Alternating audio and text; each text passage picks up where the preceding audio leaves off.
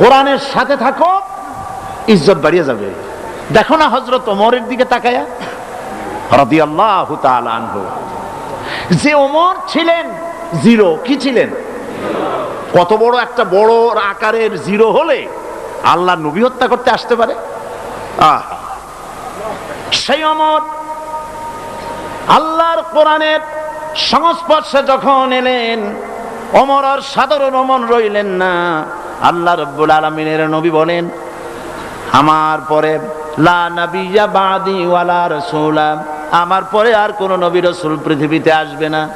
আমার পরে যদি আর কোন নবী পৃথিবীতে আসতো, লাকানা ওমর, আল্লাহ পাক ওমরকে অবশ্যই নবী বানায়া দিতেন।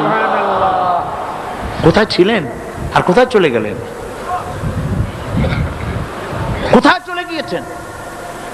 চিন্তা করতে পারবো হযরত ওমরের কথা? সুবহানাল্লাহ, আশারায়ে মুবাশশারাদের একজন।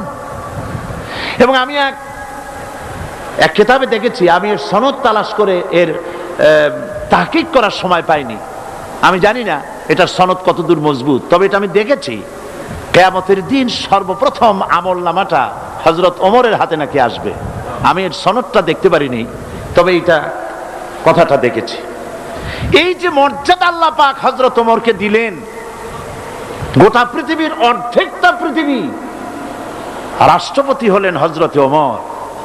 হযরত ওমর খলিফাতুল মুসলিমিন, আমিরুল মুমিনিন, দেশ চালাচ্ছেন। হযরত আলী রাদিয়াল্লাহু তাআলা আনহু বলছেন যে আমি হযরত ওমরের খেলাফতের আমলে আমি ঘুমায় আছি, এশার নামাজ পড়ে ঘুমিয়েছি। শেষ রাত্রে স্বপ্নে দেখছি যেন আমি রাসূলের পেছনে ফজরের নামাজ আদায় করতেছি। সুবহানাল্লাহ। রাসূলুল্লাহ নামাজ শেষ করে স্বভাব সিদ্ধ ভাবে পেছনের দিকে ফিরে বসেছেন। একজন বুড়ি মেয়ে লোক এক পাত্র খোরমা এনে বলছেন, হযরত আলী বলছেন যে আমি হুজুরের পিছনে নামাজ পড়ে দরজা দিয়ে বেরিয়েছি। দরজা থেকে বেরিয়ে দেখি এক বুড়ি এক পাত্র খোরমা নিয়ে এসেছে। আমাকে বলছে, আলী, এই পাত্র ভরা খোরমাগুলি নিয়ে যাও, এটা আমার নতুন বাগানের খোরমা।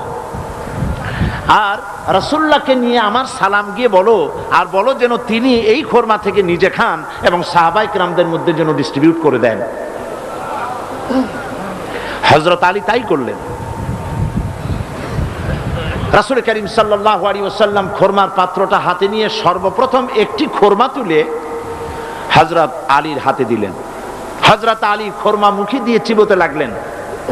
এত স্বাদ লাগলো, খোরমাটা চিবোচ্ছেন, এমন সময় ফজরের আজান কানে চলে গেছে, ঘুম ভেঙে গেছে। কিন্তু হযরত আলী বলছেন, ফজরের আজানে ঘুম ভাঙলো, কিন্তু আমার মুখের মধ্যে তখনও রাসূলের দেওয়া খোরমার স্বাদ আমি অনুভব করতেছিলাম।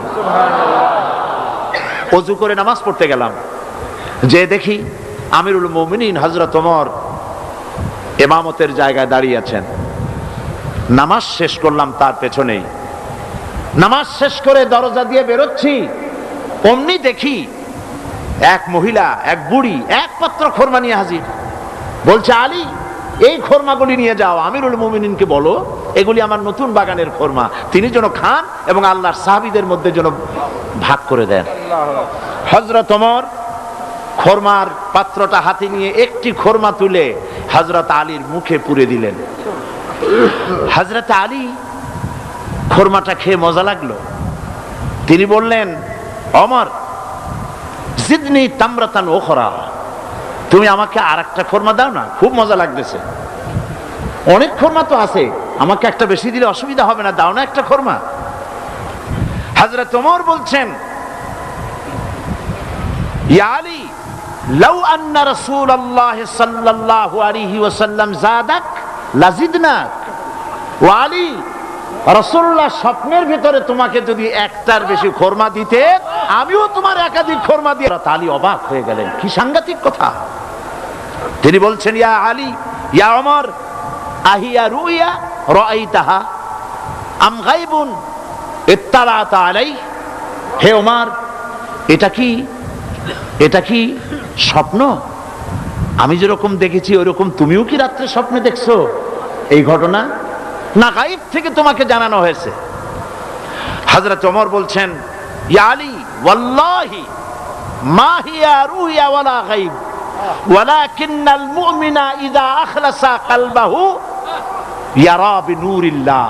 সুবহানাল্লাহ। ওয়ালি শোনো, আল্লাহর কসম, এটা স্বপ্ন নয়, এটা গায়েবের কোনো গায়েব থেকেও আমি কিছু পাই নাই।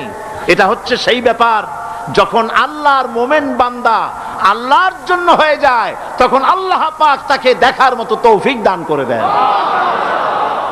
হযরত ওমর কোথায় ছিলেন আর কোত্থেকে আল্লাহ পাক তাকে তুলে নিলেন? সুবহানাল্লাহ।